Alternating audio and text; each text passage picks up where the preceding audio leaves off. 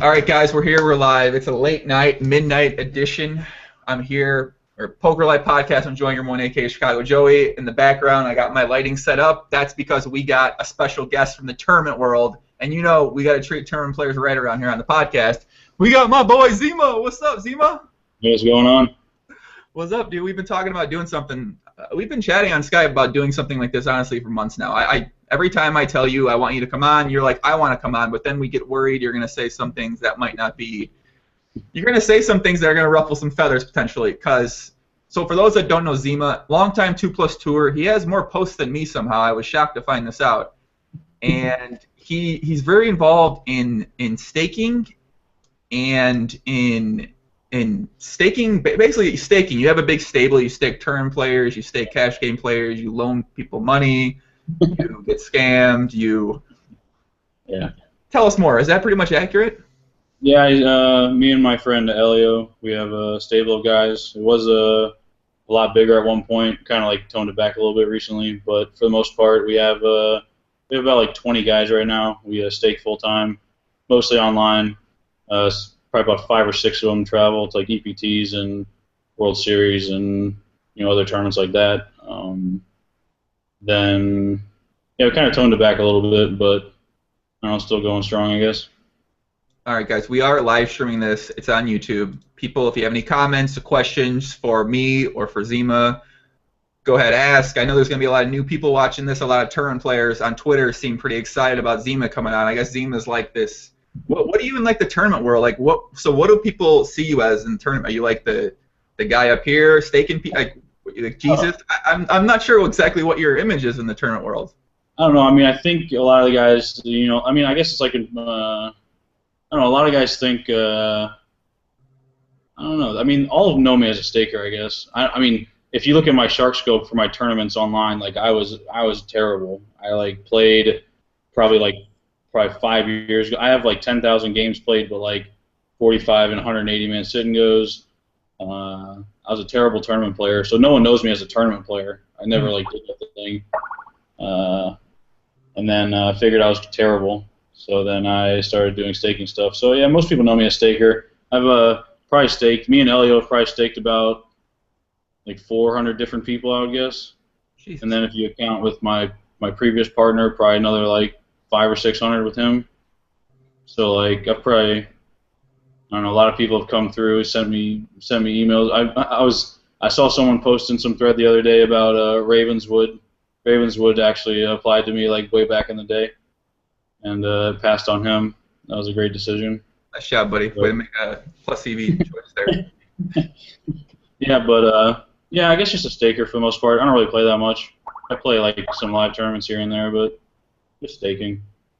I don't know, dude. It seems like you play a lot of live. When we chat on Skype, you're always going to play something. You're going to like a, I don't know. I don't want to say where else you hang out. I know a certain place you enjoy hanging out down there in Florida. Yeah, I mean, I play games around here. Like live games are obviously much easier than online games. There's some games around here that run there like 5-5 PLO that I play in, 5-5-10 PLO, which is pretty good. Obviously, I could never beat like 25-50 online, which is probably like the equivalent stakes to like the live games, I guess. But like live players suck, so for the most part, just playing that. I probably play like 6 days a week, actually. Yeah, I was gonna say you said you don't play poker, but from my understanding, you play poker often. So yeah, like online stuff, no online stuff ever. Yeah, I mean, is live poker even real poker, right? Does it even exist? I don't know. I mean, I guess it's right. Okay, so who are you? Zima421. Where are you from? You live in Florida right now, right? Yep, I live in St. Pete, Florida. St. Pete, Florida, and you've been involved in 2+2. When did you start 2+2? 2007? Yeah, I was probably lurking before then. I used to. Me and my one of my friends there, who's like a tournament guy, was pretty well known, I guess, for a long time. Me and we're family friends, so I used to like go on 2+2 and like create threads for him. Like in the tournament section, people back in the day used to create like sweat threads. When someone's on a big final table, so I used to like go in there and like create sweat threads for Thayer and kind of like cheer him on, root him on, because he's a family friend. And I just kind of like got into 2+2. So I've probably been on there since like late 2005, but I didn't register until like 2007 probably. How do you have more posts than me? I used to. It's incredible. I have a lot of posts. You have a lot. You have more than me. I've never. I mean, I have 12,920, which kind of seems absurd in a way. But you have, I think, like 14, 13, 15K or something. I bet. Like, I mean, like the first like 8,000 posts were just 2-word posts or like trolling people. I mean, like the last 1,000 posts definitely have more words than the first 12,000 posts. Yeah, you don't seem like. Did you used to troll? You're not very trolly now. You know, I mean, you're not. Much No, I used to troll a lot back in the day. That's kind. I mean, like that's semi what I was like kind of known for before staking. Like I used to. I mean, no one really knew me for that, but like I used to just fuck around and do nothing on there and just talk shit to people pretty much. Okay, so how do we get into staking? How do we go from a fun player to a staker? How does debatable fun player, debatable online fun player? How do we go from there to staking? I don't even know. Like these days it's hard because the marketplace is so saturated with everybody. Back when me and my first partner Paige we started staking, it was like me and one other guy in the marketplace. So no one had. So like every single person just came to us. I don't even know. Like if I had to start over right now, I don't know if I could do it, and I don't even know if I'd want to do it. Because there's so many big stables. There's Signal guys with like 100-person stables, and there's like other. I mean, like all these people, like so many people are backed, and so many stables out there. I would not want to restart right now. Staking is more. I guess it's funny because like all my friends who were stakers, or like all the people that I know that I've talked to that used to stake before me, and they they did pretty well. Like some of the other big MTT guys, and they're all kind of like getting out of it, and like. I can see why, after like the grind for like the 5 years of staking. I mean, it's it's alright at times because you don't have to really play. You just watch people play. Hopefully they make money, but I don't know. I mean, it seems like a rather interesting world because from what I know about staking and from my friends I know that stake, I mean, you hear some stories of people having some success, but for the most part, it's so much like scamming going on. This guy, you're in makeup. I mean. So okay, you've listened to some of the podcasts and live streams. You know how I feel about makeup and some tournament players. I mean, we're around tournament players. We like tournament players. I've got some great friends that play tournaments. For the most part, it seems like everyone's in makeup. Everyone's staked. No one's got their own money. No one's. It seems like a really weird world, man. Well, yeah, but like makeup. That's like you're perpetually in makeup because every time you hit a score, you get a cash out. So you're always going to be in makeup. Like if you hit a score for 100,000 a night. And you guys chop the 50 or whatever, you chop it. The next day you're gonna lose, so now you're in like $2,000 makeup.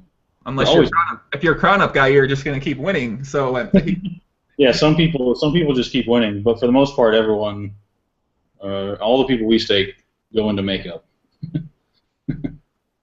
Oh man, it seems like it's tough. I mean, the psyche of it is tough. Like you don't feel bad. People know what they're doing when they're getting into it, but it's tough when you're like in 100,000 makeup. I mean, there's not much you can do. You just got to keep grinding and hopefully it turns around. But it's tough. It's not. I mean. Is that something that you can? So this might be too much strat, and I don't like talking strat. And if you don't want to answer this question because it is strategic, don't answer it. But is there something that you look for in a potential person that you want to work with or stake? Is there something you can identify quicker, I guess, in a person that might be able to handle being in deeper makeup but still playing an A game or an A- game type of thing, whereas some people you might be able to identify as someone who, if they got to that point, they might be a little bit weaker mentally wise and not be able to deal with it? I feel like when I first started, I didn't think about that enough, and like you didn't really there's nothing you can really ask. Like what are you supposed to ask?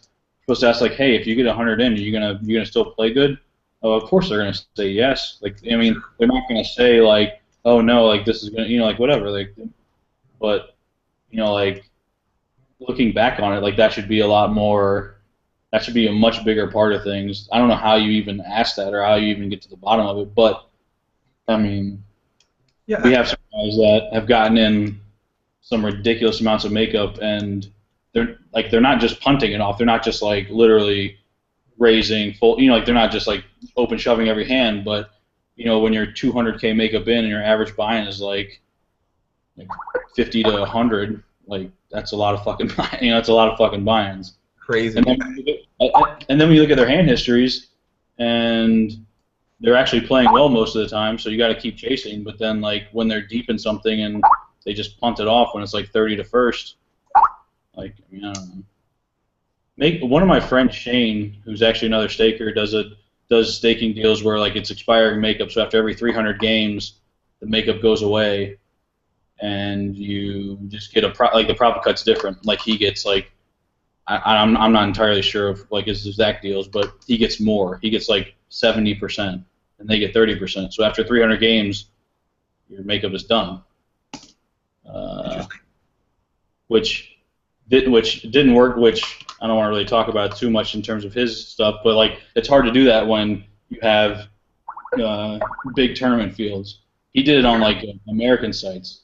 Put your Skype on away status so we don't hear any of the sounds. On your Skype, it's on. You have it on, right? Yeah. Yeah, put it on the away status. Right. That way the sounds won't keep popping out during this. I didn't know how to do that. The top, or it should be at top left. It says your status is green online, yellow away, red do not disturb. Okay. Away? Do not disturb. The red one. Okay. Boom. There you go. You're away now. I see you. Okay.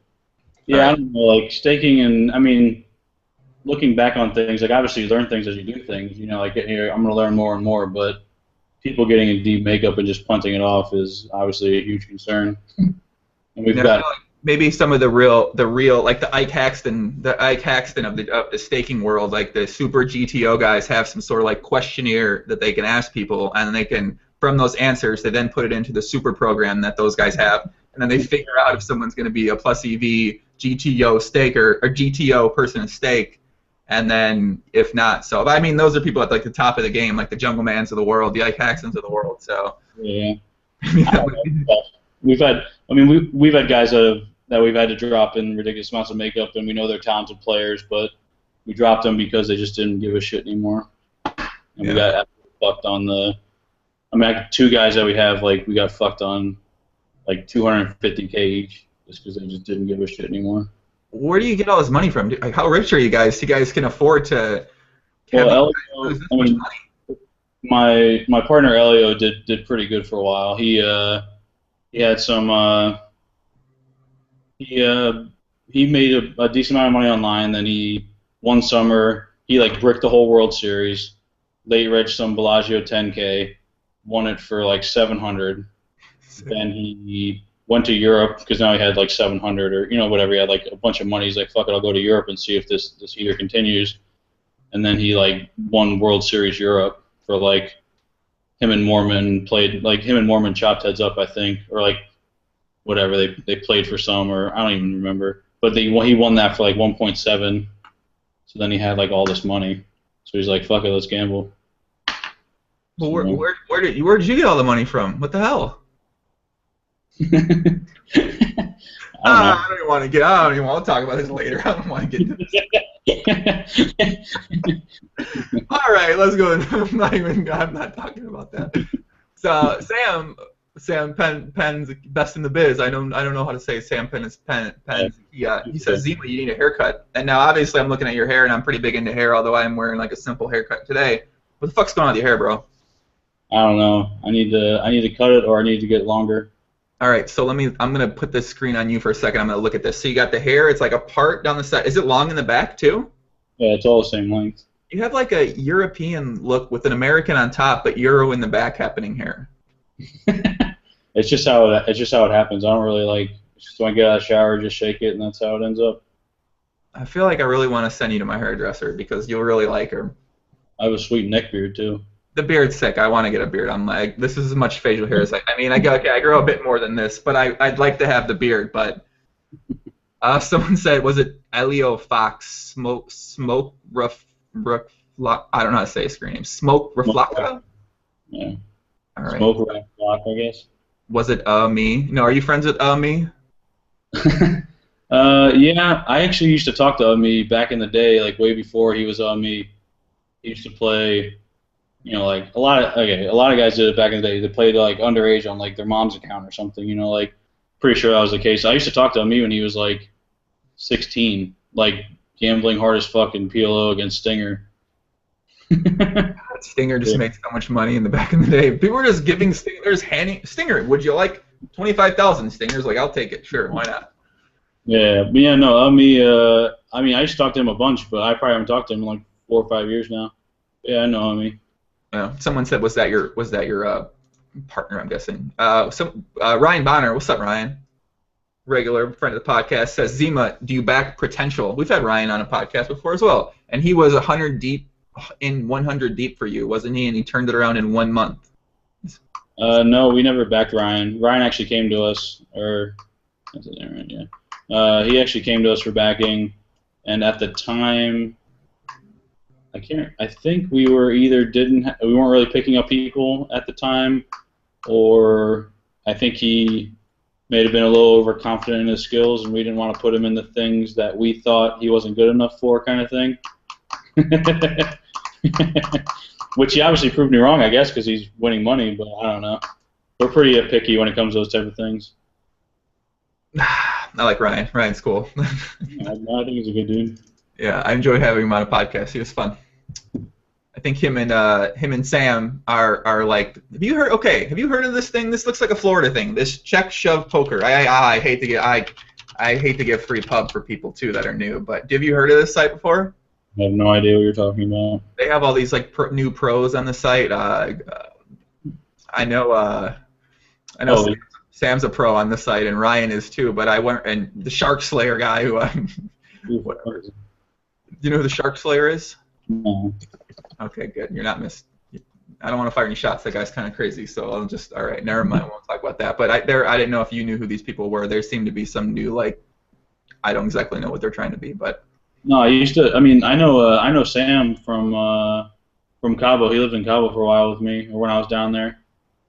Ryan lived down there and stuff, but I don't know. I know nothing about this check shove poker stuff. Okay, they better pay.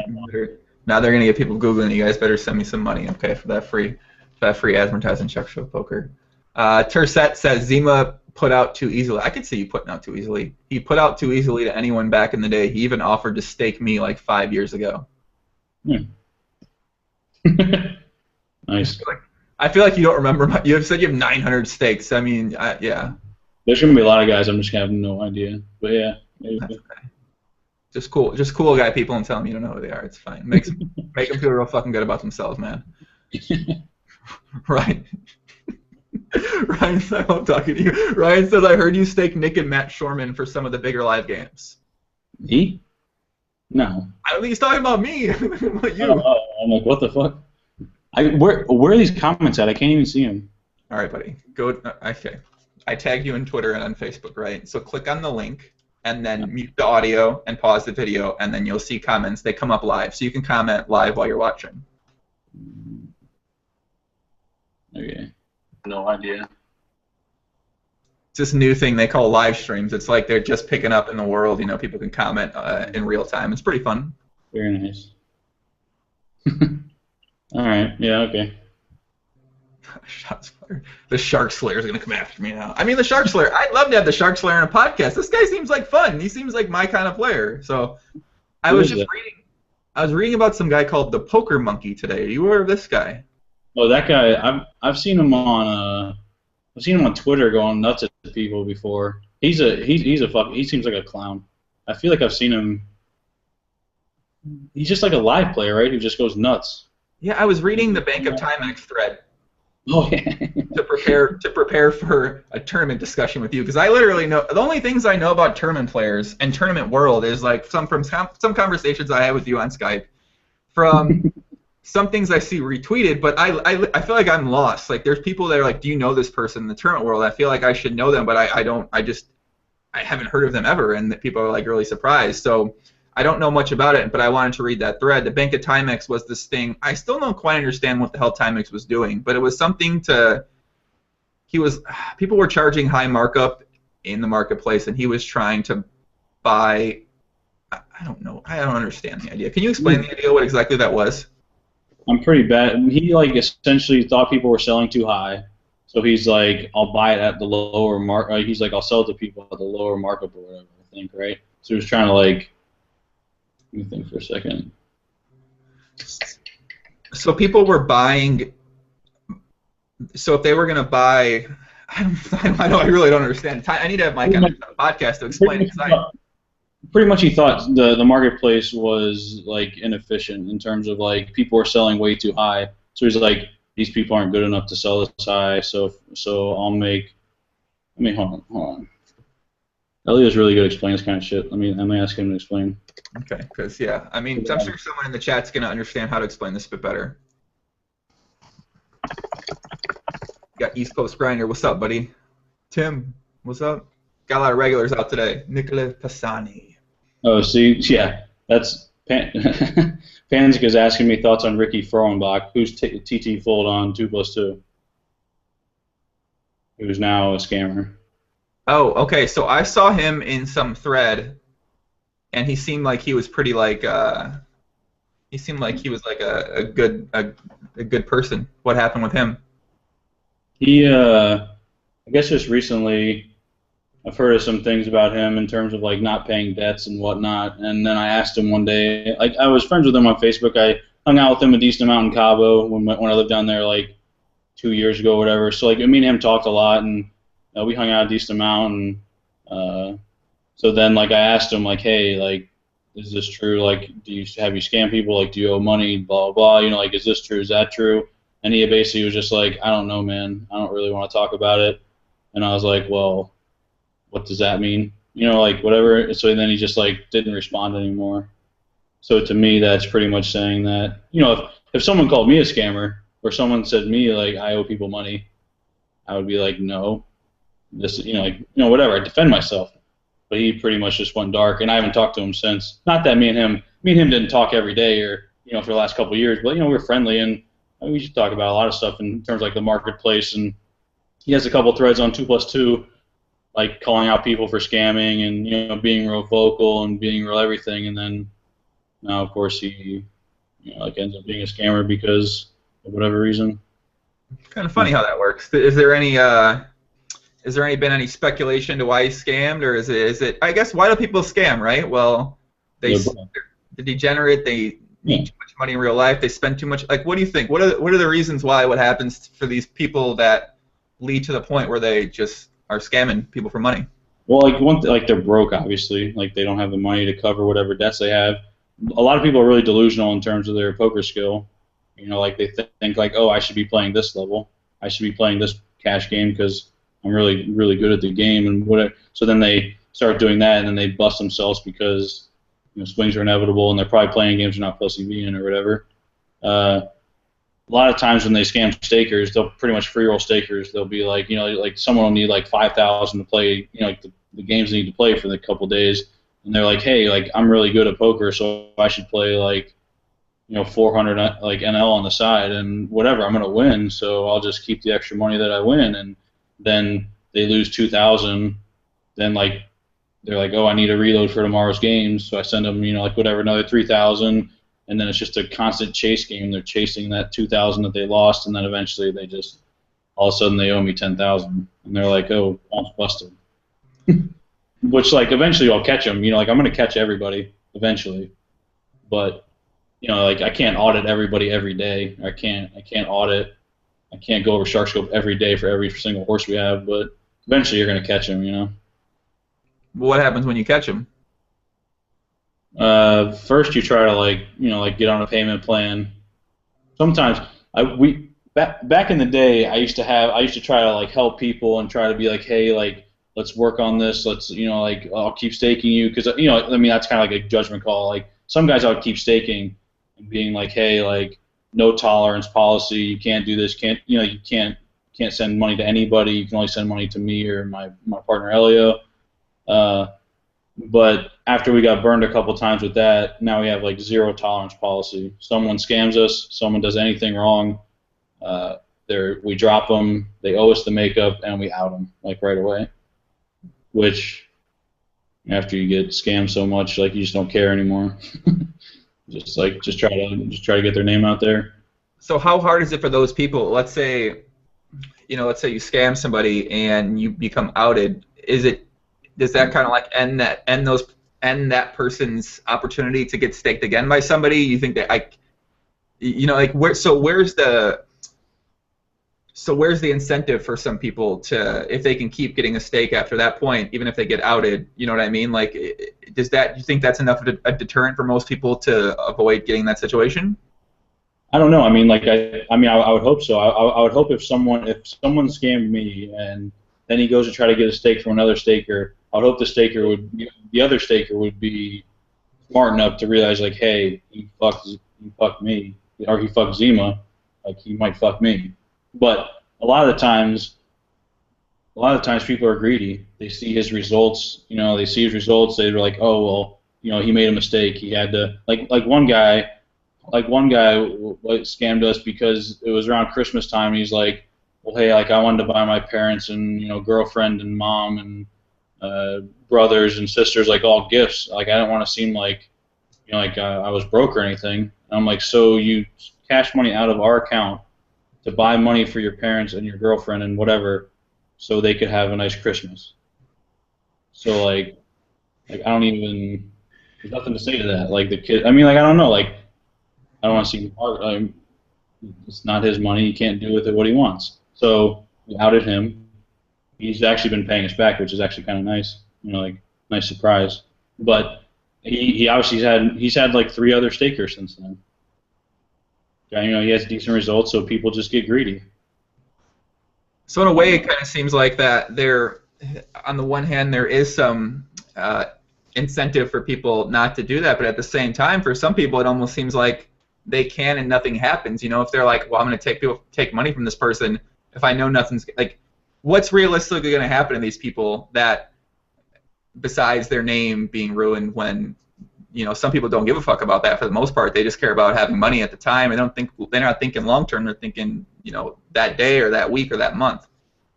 Yeah, like there's one group that I wish I remember their name, the Stakers.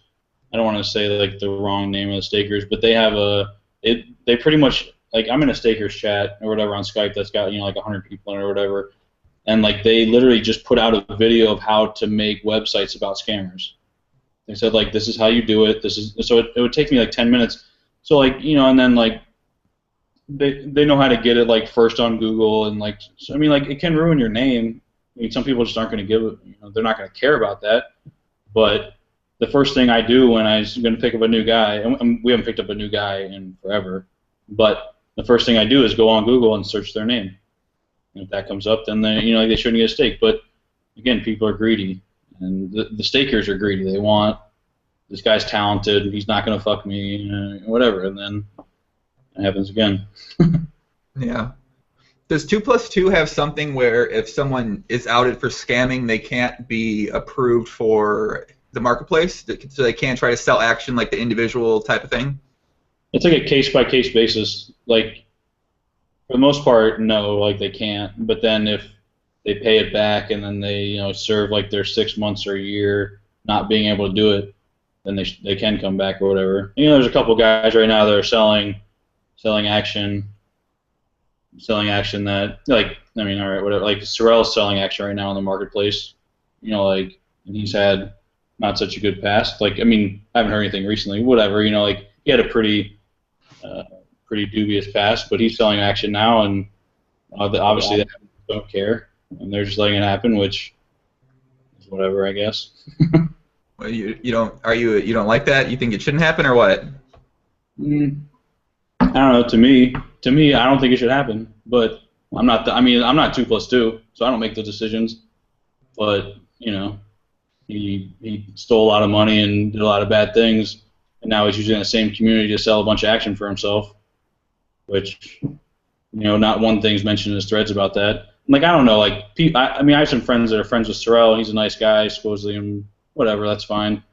But some things like that I don't think you should have the privilege of doing that again. But it's not my call.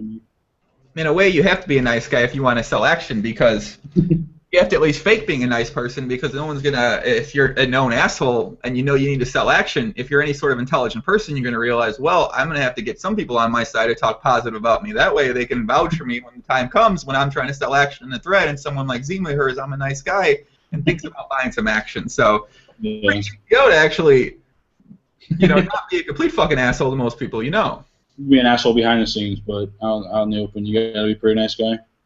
Yeah, that's really like deep. That's deep strat, right? That's like if you want coaching on that, you can message me for coaching how to scam people, and I'm probably not going to coach you, but I mean, I feel like I don't want to talk about like never mind. I'm gonna say anything like that. Oh, these people are so fucking dumb. I mean, whatever, fine, whatever. What they say? Shane Sigsby does that. I'm not sure what Ryan's referring to. I think you said something, and he said Shane does that. I know Shane. I'm a whale. He runs a pretty big staking operation. He actually staked me post Black Friday when I was waiting for my PokerStars money to come in. So that was my one experience with that sort of thing. Yeah, Shane's a good dude. He does everything right. I used to talk to him a lot because he was trying to get on stars, staking, and that kind of stuff. I used to talk to him a lot. He's a good dude. He knows what he's doing. Real smart. Does everything right. Yeah, he seems like he runs a pretty good operation. Mm-hmm. Brian says Joey with the neon backlighting. Yeah, we brought this lighting out for this thing called the Cage on America's Card Room. There was this like 5K tournament for PLO when I was playing it, so we put the lights on, make it a little jazzed up. And tonight my light bulb actually is burnt out, so I needed some backlighting, so I just put these lights on, and now we're here. Matt says, what'd you say? This is a good one. The one under that, ENG. Right? Oh. The thoughts on Kevin McPhee and Griffin Banger? Yeah. Oh my God! So there's this thread in News Use Gossip for those that haven't seen it, and 2+2, and there's some. It's this Kevin McAfee guy. We know this guy. This is the reason we know this guy is because Stars Reg Problems used to fucking hate him and want him like they wanted. I don't know. And then he also was. This is. You know what? This is one of the biggest reasons why I don't want to get involved with any women in poker. And there's been opportunities that something could have happened like that. Because now this guy, I don't know much about this guy. I just know he's Liv Morie's ex-boyfriend, and like some dramatic thing happened. He got emotional on Twitter, and like I don't want to know this guy for just that reason. I want to know him as like some type of Kevin's a. I've hung out with Kevin like twice or something, like very short times. But we actually stake. His name is I'm a Luxac online. Kevin's name is I'm a Luxac. And we actually stake Dylan, whose name is I'm a Luxac. They spell like one letter different. They're like really good friends. Mm-hmm. But like Kevin has like his own standing in the poker community, not just live where he's born. He's won stuff and been around forever and done really well. But actually, his shark cage thing, that the guy's talking about, actually, so we staked a guy named Michael Lee. Let's explain what happened first. So there's a thread in 2+2. Griffin Banger is playing in this thing called the Shark Cake. It's a PokerStars tournament. I don't know much about it. The show, okay. So it's $1 million free roll type of thing, and Kevin posted something on Twitter about tell me how the Shark Cage competitors were chosen, inviting suspected cheaters. He ghosted horses over Skype in a crowded room, collusion. Apparently this guy likes to take advantage of the system somehow. So go ahead, continue on with what you're saying. Yeah, so we actually staked a guy. His name was Michael Lee. He still plays online. His name is Tokyo09, like the city Tokyo and then 09. He came to us a while ago asking for stake. Like this is probably a couple years ago. Probably 4 years ago now, maybe 3 years ago. He came to us. His results were pretty good. Seemed like a nice enough guy. He actually had a reference from GZ's online. It's like Shram Srinivasian or something. He's a pretty well-known. This GZ's guys is like pretty well-known online. He final table PCA this year maybe or something. He's got like 8 million caches on stars and full tilt. So like if you play tournaments, he's been around forever. So Shram is his friend, is Michael Lee's friend. Elio and Sham. My partner Elio and Sham were kind of close, like whatever, not close, but they like talked, and they knew each other and blah, blah, blah. So Sham was like, hey, my friend is looking for staking. So Elio was like, oh, okay, so he's got a reference from like a well-known good player. His results are good. So he wants to play a decent schedule, but okay, that's fine. He played really well in the hand history that he sent. So come to find out, after Tokyo's in 70 or 80,000 makeup. We're getting a little worried, not worried, but like swings happen and no problem, like whatever. And he's playing a lot worse than his hand history, and he's not really as good as we thought he was, and blah blah blah. So we start digging into everything, and so now come to find out that the hand history that he sent wasn't actually him playing at the end. The hand history that he sent, Elio can pretty much tell that Sham just is Michael's friend, and Sham was just ghosting him in all his late-stage tournaments. So essentially, we're not staking Michael Lee from the hand history. Sham is like playing the late stage of tournaments, which is ghosting. It's like taking over the account essentially. So I started kind of digging, trying to find out what I can about everything, and I have someone that's a pretty good friend of mine come to me and said, hey man, after Black Friday, I didn't have an account. I couldn't get my account open. So Sham said, hey, you want to come up to my place, and I have an account you can play on. And if you want to play on it, then you need to give me a cut and blah blah blah blah blah. Like everything comes out. So the kid showed me. He's like, this tournament, I played this tournament on this Tokyo 09 account, and I won this 200 turbo rebuy or $100 freeze out or whatever for like 30,000. So now I'm digging deeper, thinking of all this stuff. So now we're not even backing Tokyo on his own merit. We're backing him on other players who are good. Sham ghosting him, and yeah. So we lost like 70 or 80,000 on some kid that can't even probably really play that good. Granted, some of it's our fault. We should have been more diligent and looked through things more and blah, blah, blah. But if a good player who has a good standing in the community at the time comes to you and says this is all legit, then you kind of take his word a little bit, we should have been more, I don't know. What's the Sham guy's screen name? So I know it for sure. It sounds like a person I might not want to deal with in the future, potentially. G's like G apostrophe S. ZEE. He sent me on Skype. Yeah. Oh, okay, he did. Okay. I just want to. This kind of. It sounds like a pretty potentially evil type of person, like I said. So and for anyone out there. He is really well known in the MTT community. So did anything come from this happening? What's up? Did anything come from this happening? No, he denies that any of this ever happened. He's like, I never ghosted anybody. And I'm like, buddy, I know, they did this in a big crowded room. I also heard stories of when my friend that was up there playing on the account, the Tokyo account one time, he's like, Sham didn't even get up for the start of tournaments. He just had, this kid who was, this guy who was broke, just play the start of the tournament, because that's, it doesn't really matter at the start, for the most part. He would just play the tournaments, and then Sham would just come in late and just finish the tournament off. I don't know, man. Sham. I don't know. The thing that got all this going was that Tokyo, when we cut him, he just stole the last 5,000 that was in his account, or 3,000 was in his account. When we're like, hey, we're cutting you. So then after that, I got not upset, but I'm gonna start digging. If someone's just gonna outright fuck me. I'm upset for you. You lost 70 or 80K to this guy. It seems like an upsetting type of thing. Yeah, I don't know, man. Okay, wait. So, what did this have to do with Griffin Banger and Kevin McAfee? So no, Griffin Banger and Sham were really good friends. So Griffin Banger was there during all this. So I guess Sham and Griffin actually, I think they've had a falling out or whatever, and they don't really hang out or whatever. I think they're still friendly, and I haven't really kept up with it because I don't really want to be dealing with it because they're obviously scumbags, and I don't really want to deal with them. But yeah. So basically, this guy, so Kevin is calling him out in this thread because he knows that this Griffin guy was involved in this thing you're talking about right now. Yeah, Griffin and Sham were really good friends, and they hung out all the time. They played at the same place all the time. So I'm sure, I'm not saying talking about hands real time with your friends is this is terrible. Whatever, people do it. It's not a big. I don't really want to comment on it, but that doesn't really matter. But the systematically taking over people's accounts deep in tournaments and like ghosting is just not right. Like that just can't be right in anything. You know, like you're pretty much whatever.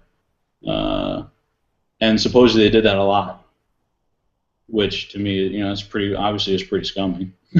So yeah, but Griffin was, I mean, me and Griffin got into it on Twitter one day about this kind of stuff, and he denied it and blah blah. And like was I there? I was never there. I never saw it actually happen with my own two eyes, so I can't say for 100%.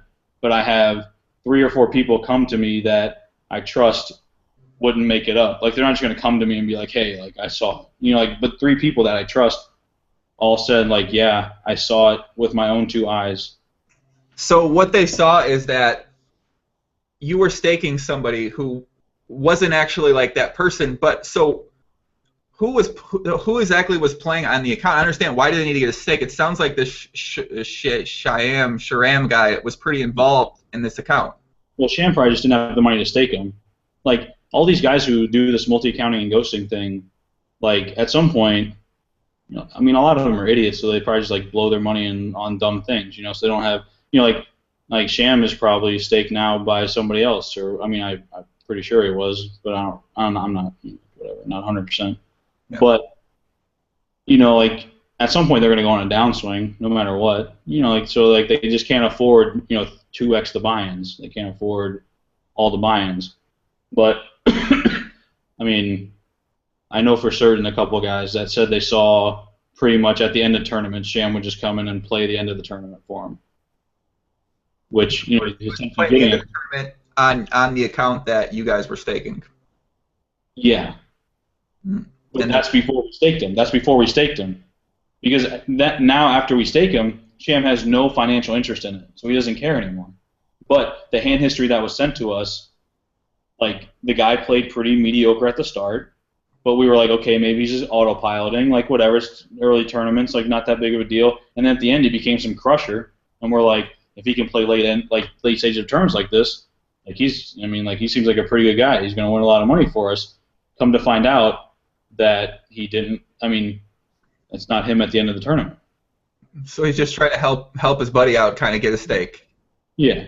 And he came to a friend. He did it through a friend who, so he thought Elio thought this guy was a friend of his and had a good reputation, and he just kind of used that to help out a friend.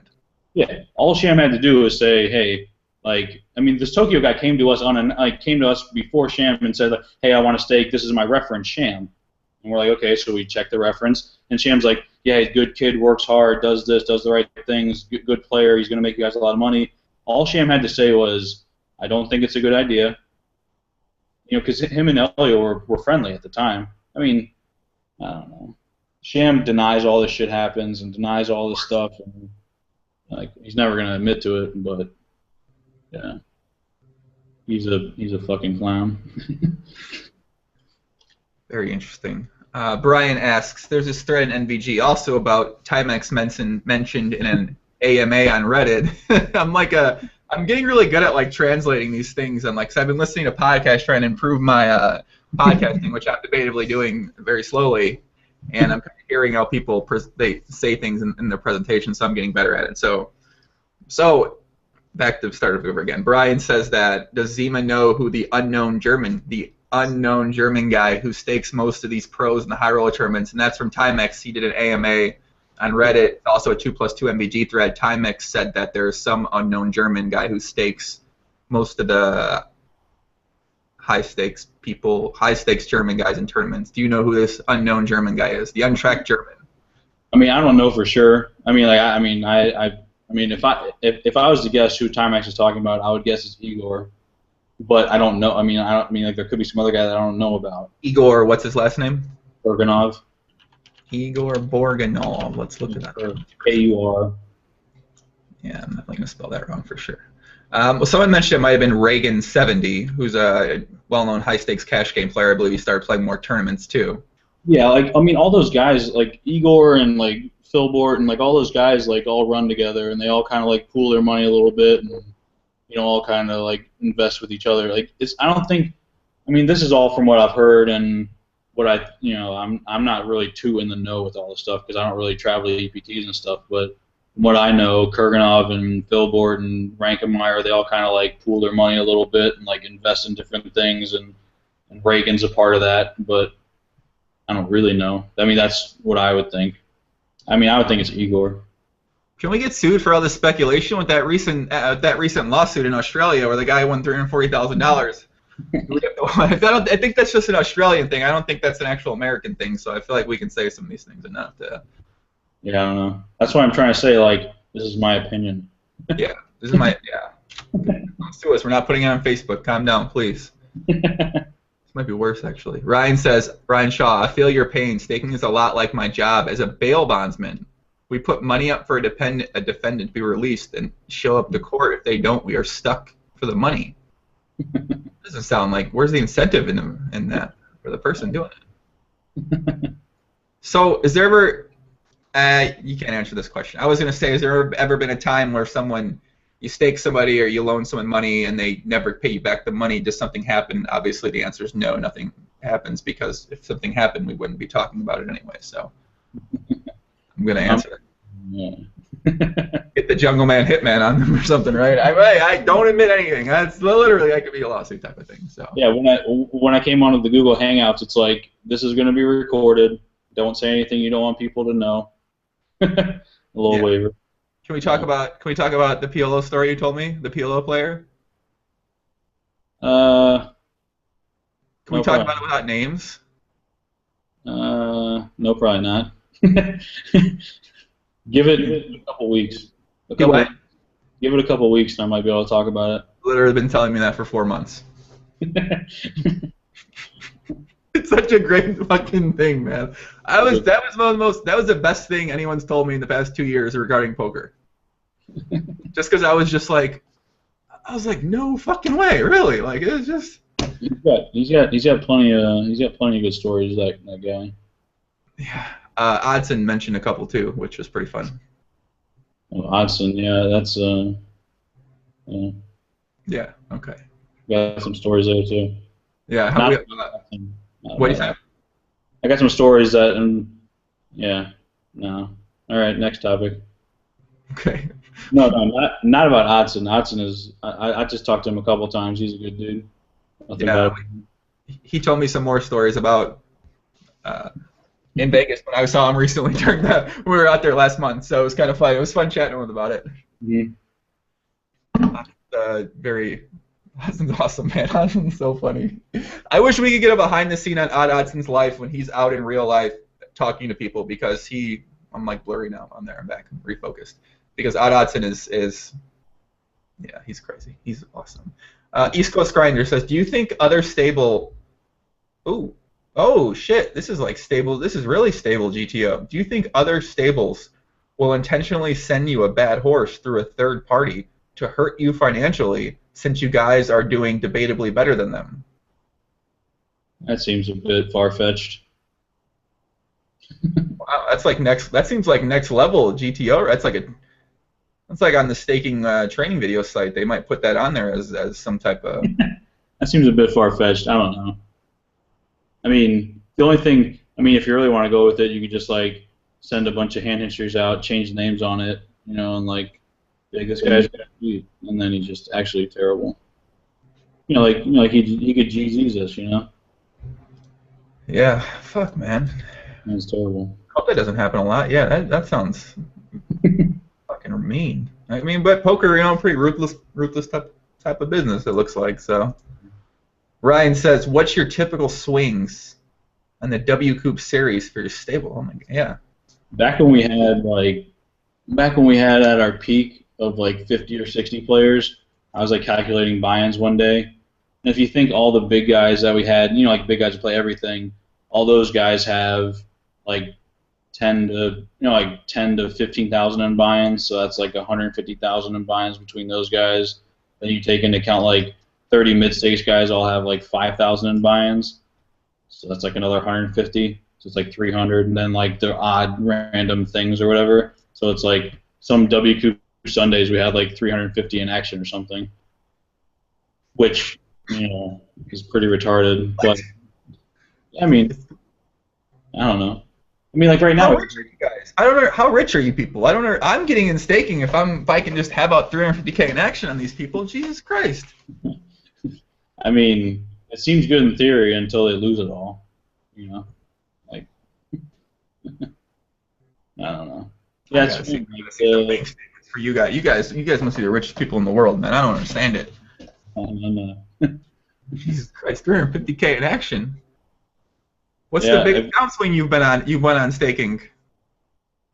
I don't know. Like, I don't know. It's got to be in like. I mean, it's not. I mean, like mid six figures. I mean, it's not that much. I mean, like, those people aren't gonna like. The 300s in action. Like, they're not gonna brick that. I mean, not everyone's gonna brick. So like you're getting a lot of it back and whatever. Probably like mid six figures or something. Damn. Staking. I mean, it's kind of fun. Like every day you wake up, you have like back in the day. I can remember when I first started.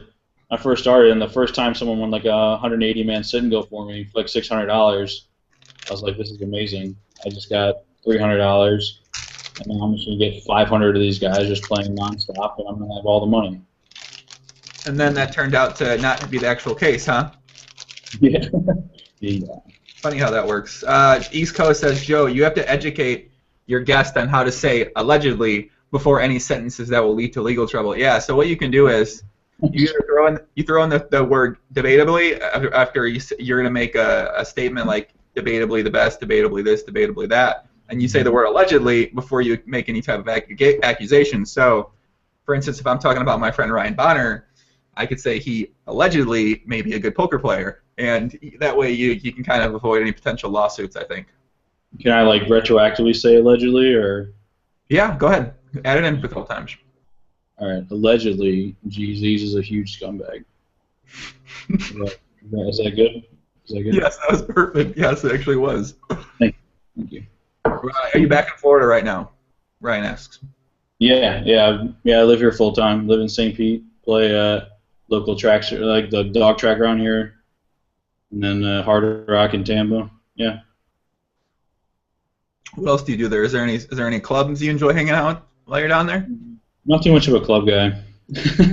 I'm more of a What about an entertainment club? You like any sort of entertainment clubs down there? There's a club around here that I frequent that we like to hang out at. The guys in the game. Yeah. It's really weird. You go there at very random times of the day too. That is true. Every once in a while. I figure out what you do at this place.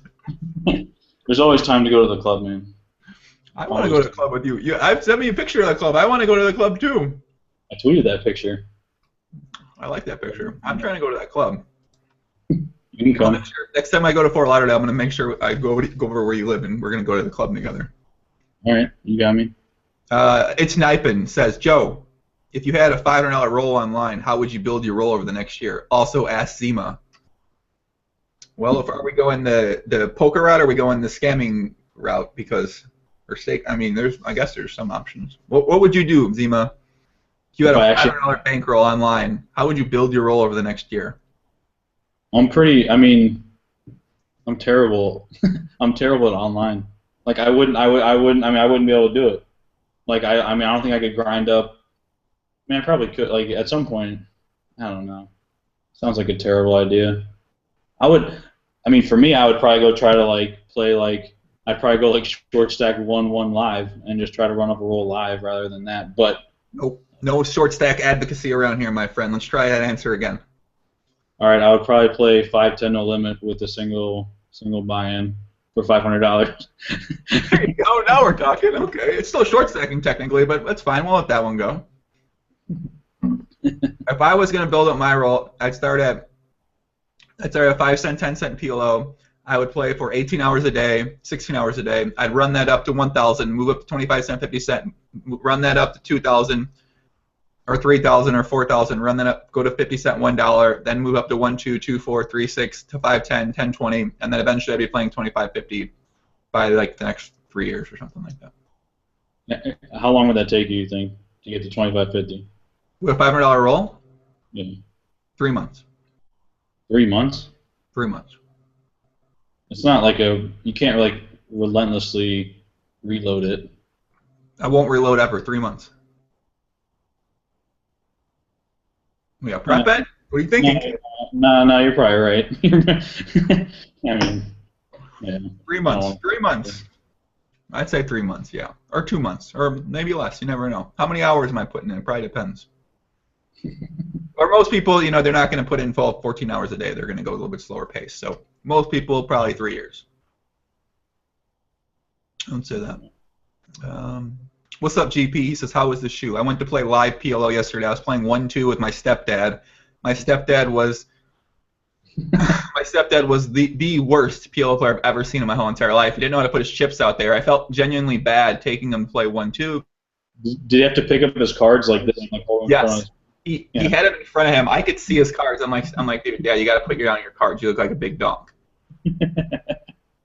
And I mean, I couldn't really believe what he was doing. But he kind of knew how to play Hold'em. I brought him before, but he was like definitely bad. And then he played PLO. Like I literally felt bad. But the game was six-handed, which I'm not sure if worked in his favor or worked against him because, yeah, he was gonna call. He was never folding pre-flop, $15 raise. He's like, all right. He's like, I had a small pair and a 5 and a 6. I couldn't fold. I'm like, I guess, yeah, you probably should fold that hand. But eventually it got down to three-handed. My stepdad busted, and I was playing three-handed and heads-up PLO at the casino, which was, it seemed like a very rare thing that could happen. And it, yeah. Do you ever get to play short-handed PLO? Yeah, all the time. Like, usually, like, the guys in the games that we play now, like, you know, some of them have jobs or whatever, so, like, they don't want to play all day. So, yeah, I used to play this one guy heads up all the time when the game would break. And, yeah. I mean, for the most part now, like, the games all run, like, 9 and 10-handed, which is kind of like watching, you know, like, sometimes it's a little annoying when you're playing 10-handed PLO. Sounds pretty terrible, but the people are not as good. And, you know, I mean, a lot of the guys are just business guys who are there to have fun and, like, mess around. And all the, you know, the group of 15 to 20 people are all, like, pretty amazing. You know, like, I mean, just everyone likes hanging out with each other, and yeah, everyone's there to gamble and whatever. But and you know, the money's enough that it keeps you interested and stuff. Like, I don't think I would never play 10-handed PLO at like $1, $2 because it would be boring. You know, it's still boring playing the bigger stake. You know, like whatever medium stakes. But you know. Are there a lot of fun players in this game? Are there people who professionally play this game, or what's the makeup of this lineup? No, there's lots of fun players. There's the guys who run the game know what they're doing. He's ran the game for a while. The guy who runs the game has run the game for a while. Like, I don't get to play all the time. Like, not that, I mean, I'm not even that good, but like those business guys think I'm good and they think that, you know, like whatever. But no, he usually keeps it. There's probably, if any of these guys in the game played online at 25.50, there would be lists, lots of lists. So yeah. Technically, they'd be playing Zoom. They wouldn't be playing every no list. There'd be one fun player entry in Zoom, and then there'd be 35 regulars with 3 to 4 entries. So technically, there'd be no list. But yeah, I see what you mean. Yeah, that's true actually. But yeah, the games are really good. The guys know how to make the games good in terms of letting the right people in and kicking the right people out. So yeah. Well, thank you.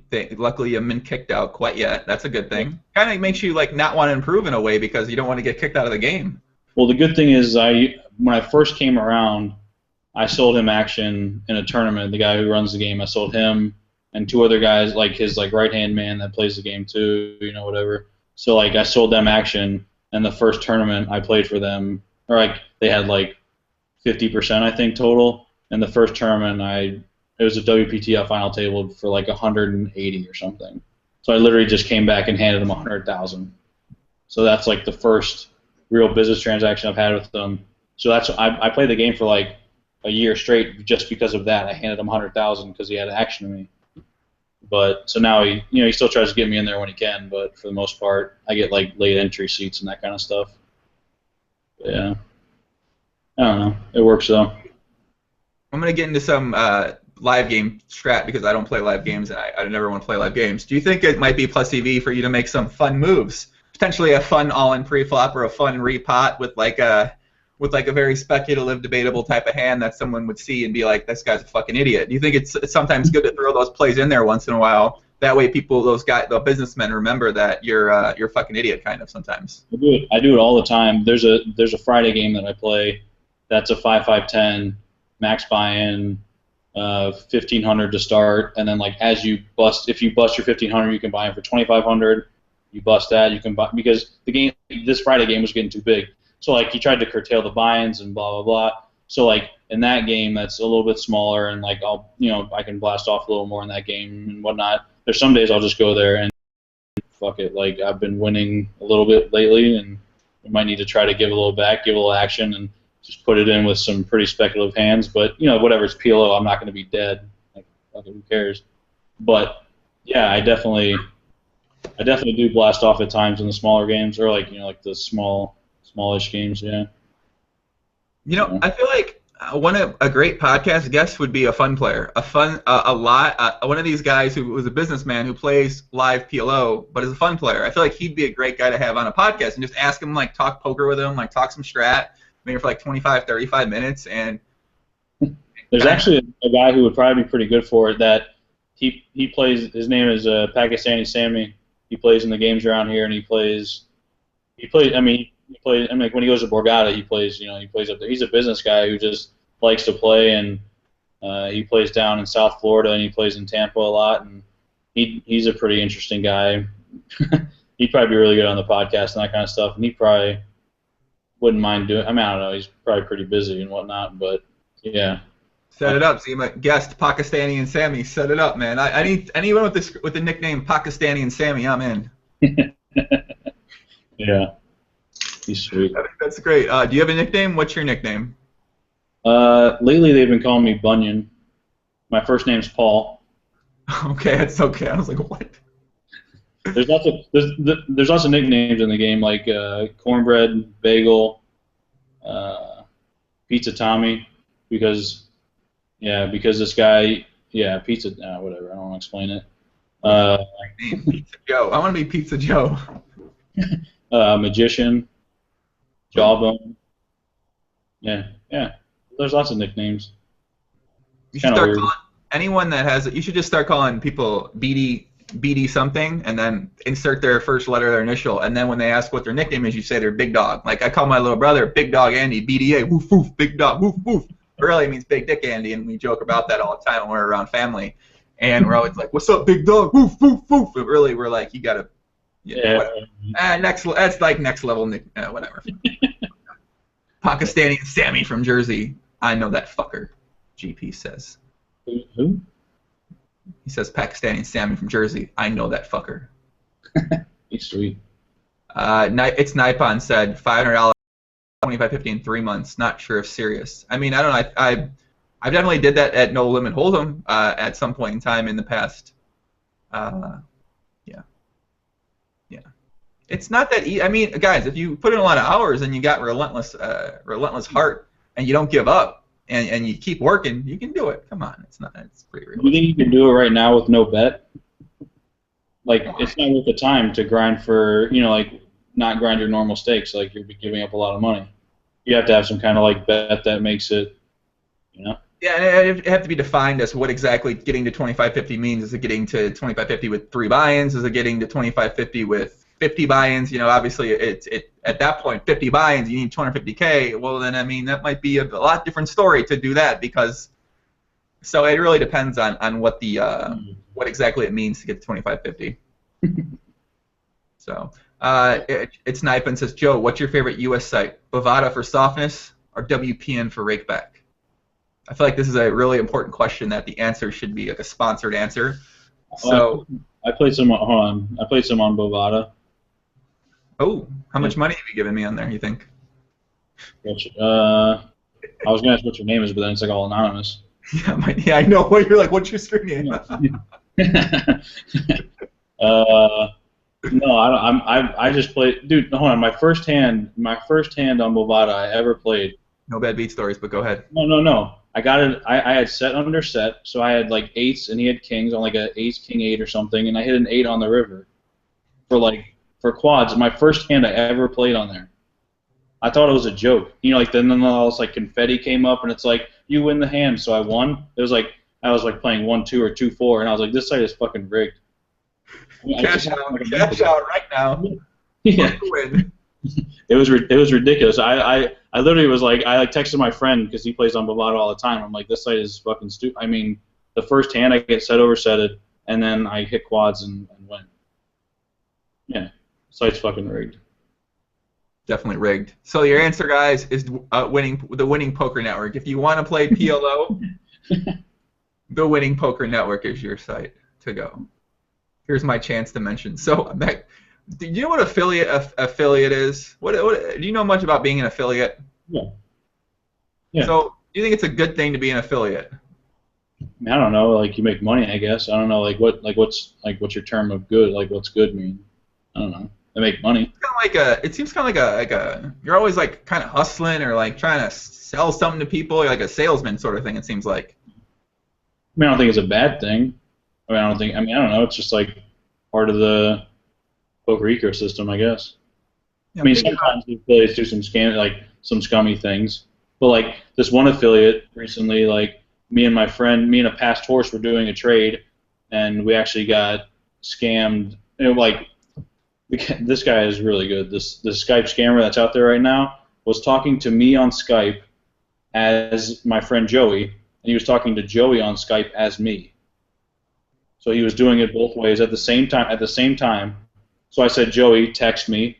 You know, so then the guy tells my friend to text me, and Joey says, yeah, it's me on Skype. So I was like, oh, it's him. So like, no problem, like whatever.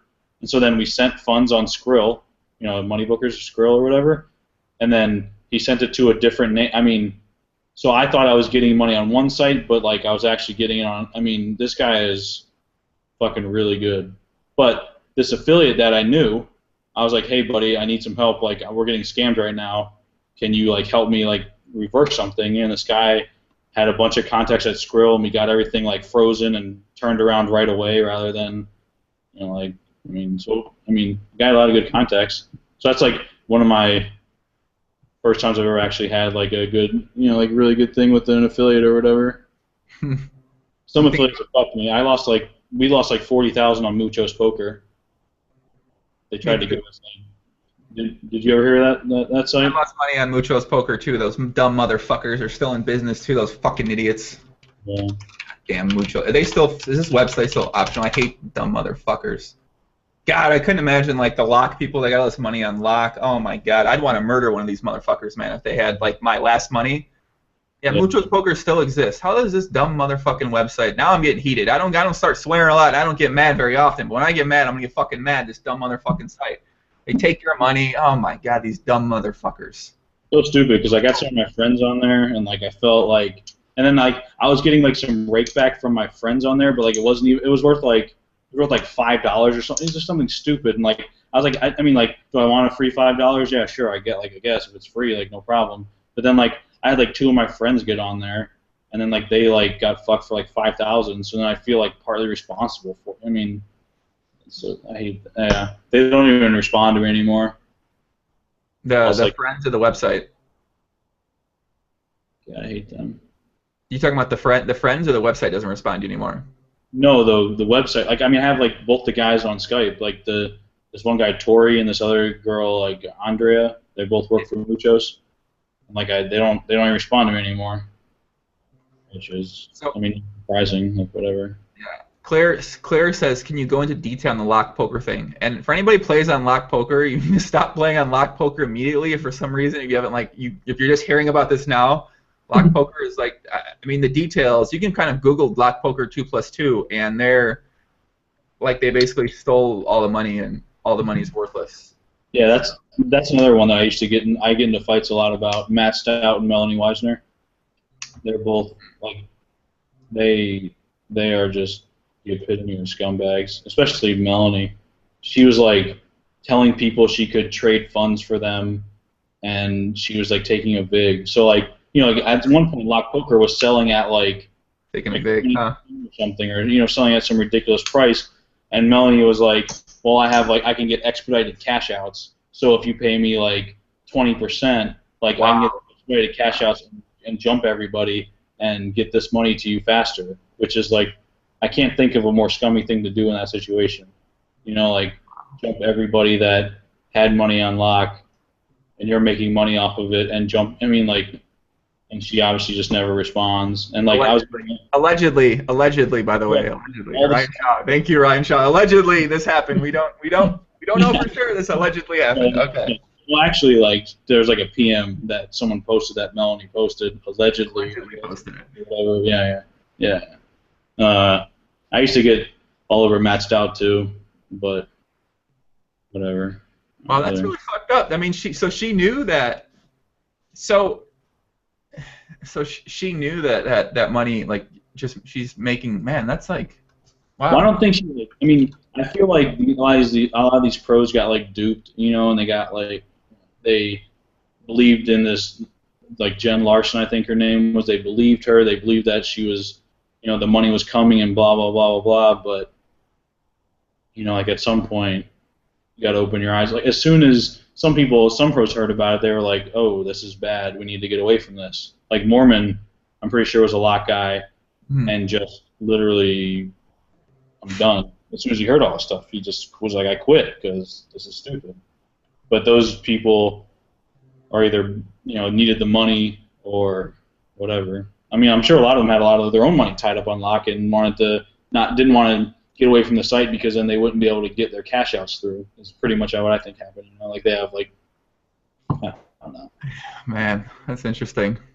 I mean, not interesting. It's kind of terrible, but that's actually one of the biggest worries I have because, you know, if you start dealing with some of these American sites, for instance, the Winning Poker Network, America's Card Room, which I may talk to the people who are either the CEO of the site or the people behind the scenes of that site. And obviously, they're interested in potentially doing something with me because why wouldn't they? I have a big audience. I have a lot of fans. I have alleged fans. I don't like calling them fans. I think that's fucking weird, and I don't quite think they're fans. They're viewers. Your people who enjoy your podcast. Right, people who enjoy my podcast or my live streams and stuff like that. And you know, that's something I'm always worried about. I don't want to be known as like that type of person who was like working with this site and then they stole a bunch of people's money. Like I don't want to. You know, it's like do you want to potentially do something that, you know, could be, it's good in a way you're helping people to play poker that are in the USA or something like that. You're getting them to a site they can play on, but at the same time, there's always that like thing that if money gets taken, you help these people get money on the site. They're gonna look at you in a very negative way, and that's something that's gonna stay with you for you know, quite a long time. So that's kind of at the position I'm in right now. I'm thinking about, and that's why I asked about the affiliate thing or like stuff like that. You know, it's like, how much is money really potential? You can make some extra money really. Yeah, how much is, like, if they're gonna pay you like $5,000 or something? Is that worth like all the hassle and all the bullshit? That money. Right. I don't know how much they're gonna pay you. You're probably worth like at least $30,000 a month. 30,000 a month. Actually, I wish I could tell you something I was paid for. I'll tell you off the air, but it definitely was close to 30K, which is kind of exciting. You know, it's kind of cool. Yeah. Pretty exciting thing. Have I gotten Melanie Weisner? They mentioned boobs, big boobs. She had big boobs. I don't know what she looks like. I'm googling her now. Yeah. Oh, okay. I don't want to. She looks like a nice person. No, she's a scumbag. Okay, allegedly. Oh, yeah, allegedly, Melanie Weisner is a scumbag. Yeah. Man, these live players. I guess online players too. They're not the best. I mean, they're all. No, she made all her money online. She played like heads up, sit and goes. Does she still play poker now? I mean, she like commentates for Live at the Bike or something stupid. I'm sure she's just broke now and can't make any money in the games. Games are hard these days. 2014, man. Gotta be good out there. It seems crazy to me that she could beat like high stakes heads up sit and goes for a while, and then now she just can't make money in poker anymore. Which I don't even know that. Like, I mean, I don't even know if she can't make money in poker anymore. But if you're like commentating Live at the Bike and doing the guest guy, I don't know. I don't really know too much about her. I just don't like her, so I'm probably just. I mean, from what you described, I don't know much about her. Although I do know one person who spoke positively of her, obviously, because she's a friend of hers. But from what you're describing, this person sounds kind of not a very good person to be doing something like that. Yeah, she's allegedly. Yeah. You're getting good at this. I'm getting better at allegedly. I kind of forgot about allegedly. I have notes. I have keywords, reverse blockers, backdoor quadra, South African dining mine, deviating from GTO. I have these sayings down, but sometimes I forget to bring them up during the live stream. So there's some comments that someone said earlier, but I didn't get to them because we were talking about something else.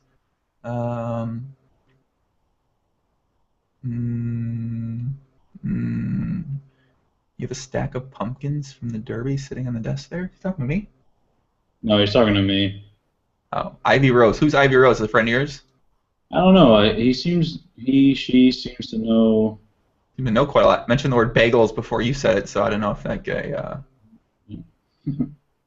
if they knew something. Yeah, I do have some Derby chips beside me, yeah. Oh, Rack the Jack said something.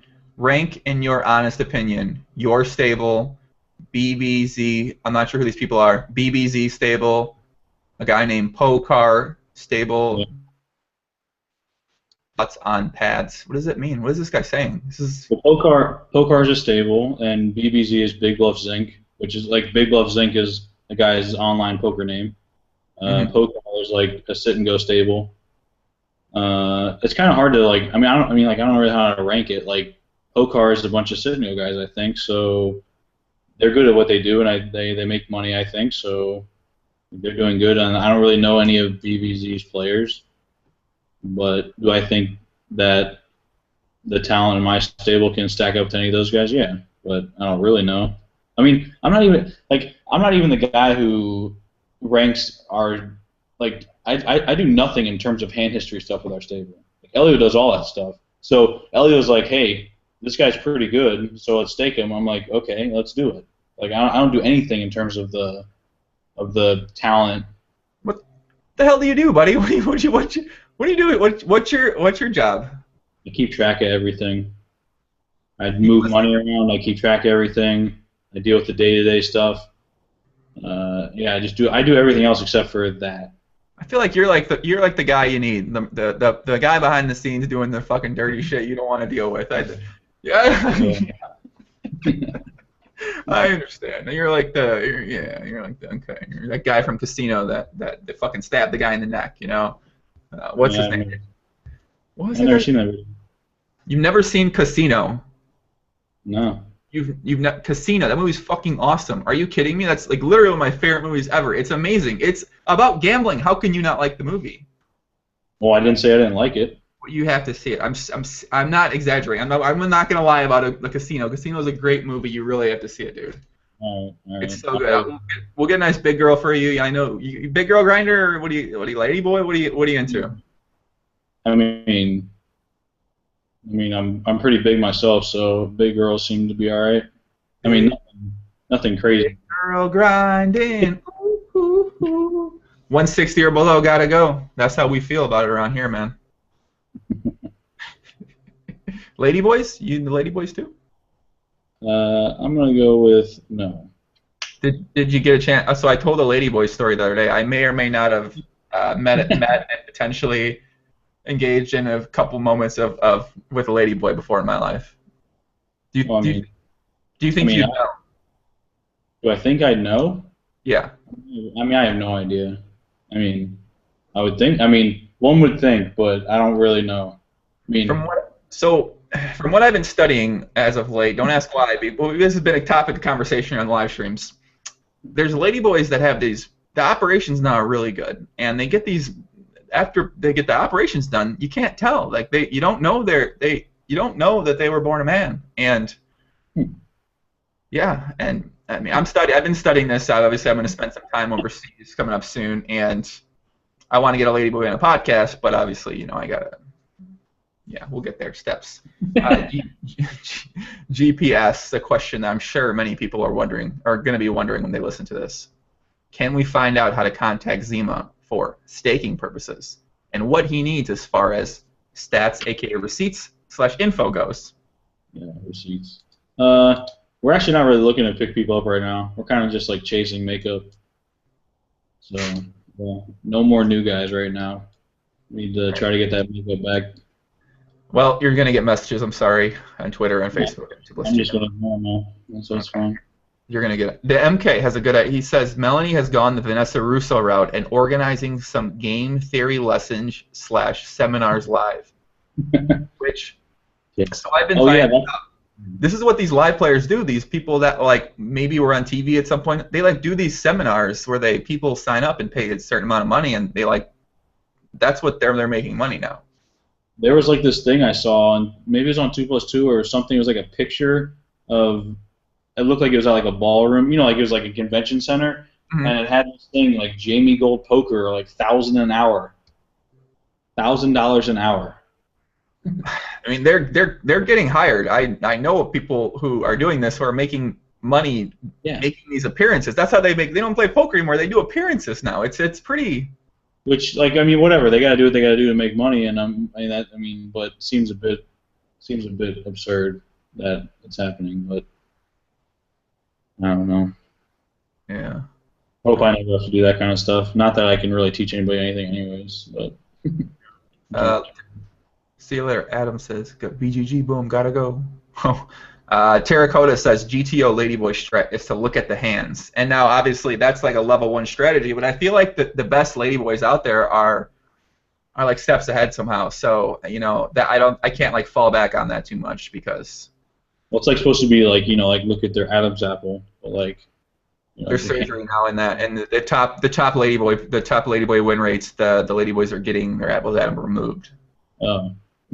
Which is it's tough out there, man. I can't imagine being someone like my friend Tim Stone living in Bangkok. I think he just doesn't care. He just takes them all, like man, women, child, ladyboy, little kid. I don't know. Yeah, he likes what he likes, man.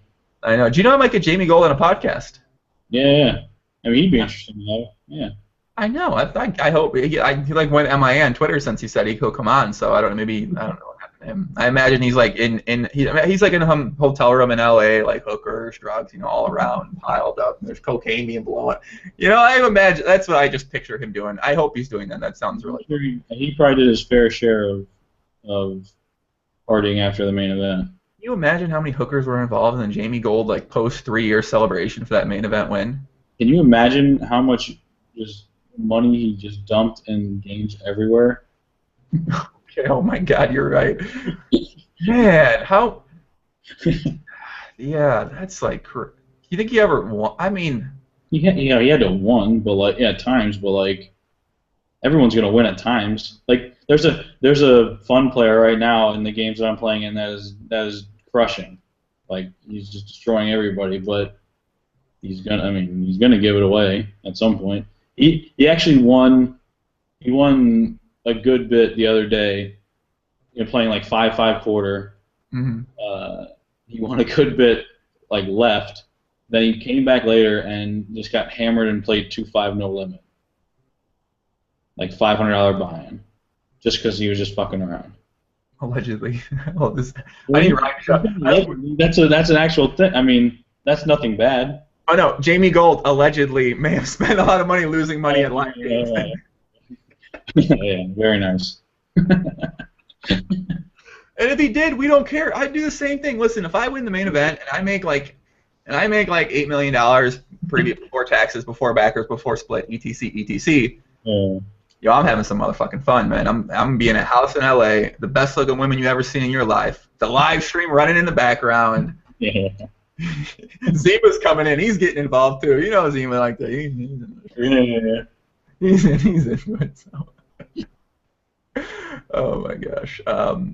East Coast Runner, I like this guy. He said earlier. He said, "I feel like you shouldn't back any site right now, especially if this." Yeah, that makes sense. I see what he says.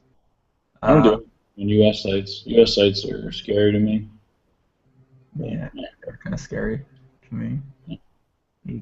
Claire said I'm working the diamond mine up in Canada. I believe it, man. And there was a guy named Raz Luca who made some appearances at the PLO games on PokerStars, and I found out I actually know someone that knows him in real life. Oh, really? Through the podcast, this guy messaged me. He's like, "Dude, I know Raz Luca in real life. Like me and my friend are friends with him." And I'm like, and he told me all about him. Parents are in the diamond mining company. He's into diamond mining, and that's how he's got a bunch of money, and that's how he basically got to play. That's pretty sweet. Yeah, it's pretty cool. So, Some live pros used to follow Jamie Gold after his main event. Win everywhere, he would go play live poker. Did you see the recent thing with Seb and like Alex on Moon or whatever? Yeah, I saw the thing, the French thing, the French guys, the French documentary. What were your thoughts on it? I thought it was sweet, and they're talking about like Gus, like they essentially like Gus gave him, not gave him, but like Gus lost all this money to him. They had these things where on certain nights, you know, they had guard, they call it guard duty or something, where they could only go, like one of them could only go out at a time because they needed to be at the house in case Gus came, and then other times he's like, this is the only time, those months are the only time I left my computer on, because if the thing went beep beep beep, like I needed to be able to come back and play. So like you know, it's happens everywhere in terms of like, you know, live stuff. People travel to, you know, whoever is like on the heater, you know, at the time playing tournaments. And it's so wild that like this guy Gus Hansen got like well known from some TV tournaments, and debatably, I mean, people say he's like good at poker, but I mean he's debatably not good at poker. If you're not winning at poker, you're not playing. I mean, it's crazy that this is like. But then he just crushed before everyone knew what they were doing, and he was like this super aggro, and he just probably ran really fucking good for a couple, you know, for some tournaments, made all the money. Supposedly he made a bunch of money in backgammon, but like how much money is actually in backgammon? You know, I mean, like whatever. Well, you have to think. I guess that guy's really involved in the whole Monaco scene, and like I'd imagine there's just the amount of money some of these people have over there is just like probably ridiculous from our standpoint. So he's gambling, you know, $1 million to these guys might not. It might be like $1,000, $10,000 to us or something like that. So I mean, it's all relative. Like there's some guys around here. One of the guys in the games around here, like he'll gamble. He'll gamble. You know, like he'll just flip coins for like 5,000-10,000. Like literally flip a coin. You know, but to me, I would never do that because right. You know, he just doesn't care about the 5,000. You know, so it's all relative, you know, kind of thing. If you can find the right person, they'll just, you know, keep playing you and just dump you all the money. Yeah, I mean, I would imagine someone like Gus probably like gets into that scene, infiltrates that world, and meets these people, and then. I mean, some of my friends say he's pretty charismatic. He's like a charismatic dude, like, you know, he knows how to handle. Like that's a really underrated skill. Like, you know, knowing how to treat people in live games and stuff, and try to make friends and that kind of stuff. I mean, do you feel like that's something you excel at? I think so. I think that's how we get into some of these games, and you know, you gotta know when to say the right things and do the right things, or just kind of like shut up at times. And you know, you see a lot of different things. Yeah, I mean, I think I'm good at it. I think, I mean, it's a conscious effort. I don't just, you know, but then again, like I like all the people I play with, so I'm not really an asshole. You know, like I mean, there's times when I call people out and I get mad at people scamming people, but for the most part, you know, like, yeah, whatever. Yeah. Do you have any thoughts? Ryan says, I love Ryan. Ryan always brings the great questions. Ryan Bonner, friend of the podcast. He says, Zima, personal thoughts on merge at the moment with recent problems. So what are the recent problems that they're referring to? I believe I saw something regarding carbon poker, but I don't know. I literally have no idea about anything on the U.S. sites. I just know that one of my friends used to play Bovada a lot when I lived in Mexico. He still played Bovada when he lived in Mexico. He played like 5-10 no limit and whatever, and used to do pretty well. But other than that, I don't know anything about U.S. sites. I talked to Shane a little. Shane Sigsby, the other staker. Talked to him like very briefly about U.S. sites, but nothing. I don't know anything about U.S. sites. I literally know nothing. Yeah, I also don't know about anything regarding merge. So hopefully, if you're playing on merge, please research this and figure out if you should keep playing on merge, because I don't want to speak any sort of positive way on them and suggest you play there because. Yeah. Yeah, I mean, I know there's a lot of people that watch my stuff that are from USA. I know this from the analytics that YouTube provides, and I get to check these things. And I know some of these people are obviously people are looking for it. They want to play online poker still. Sometimes, even though they have a job, most people have jobs. They got kids, they got family. They sometimes play live 1-2. They want to play online, and normally I don't recommend USA sites except Bovada. Bovada's been good to me. It seems like it works out pretty well for most people I know. Yeah, I feel like Bovada's pretty good in terms of like getting paid, like especially like the guy who's going to deposit $200 on there. Like, what's the most he's going to cash out? Like, 1,000. Like those guys are would think they're going to get paid. You know what I mean? Whatever. They might not Maybe get paid. maybe the guys you know, but the guys I know that watch my podcast, those guys are going to be cashing out tens of thousands of dollars. I'm not sure who the players you're referring to. My guys, my motherfucker, my stable, I'll run with my viewers, man. My viewers will take on any viewers out there in the whole entire video fucking YouTube poker world, man. Jay Carver, you want to come line up, man? Your squad versus my squad. Let's go, man. I'm ready for I'll put 100K up. We'll put it on escrow right now. Let's go. Who makes more? My guys versus your guys, man. I got Odd Odson on my team. I don't know, but he's gonna make $1 million this month, I think, on PokerStars. So we'll see.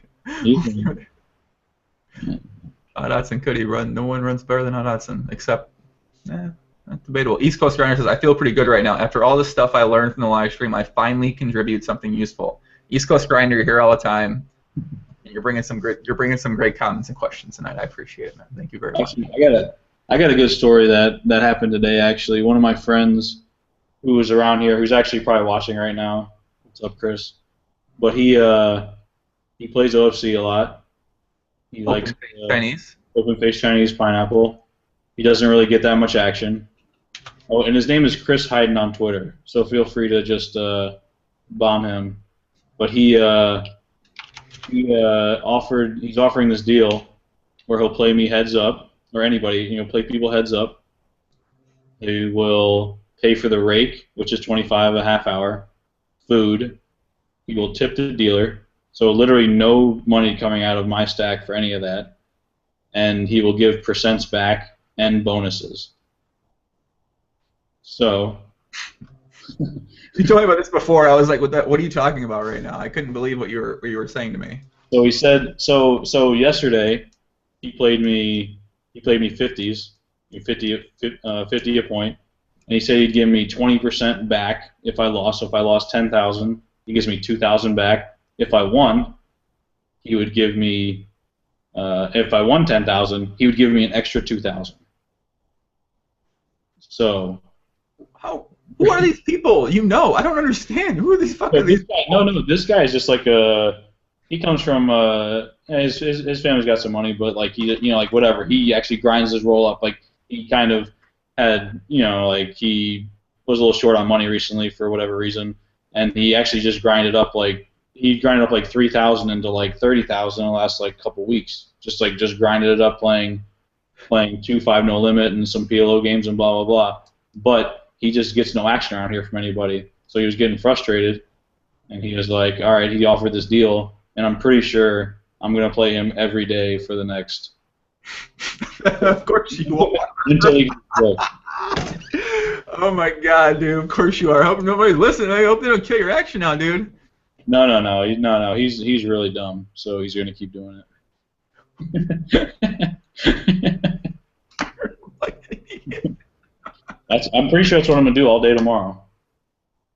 I don't even like playing OFC that much, but well, I mean, if you're getting like if I'm getting free money, I'm gonna take it, right?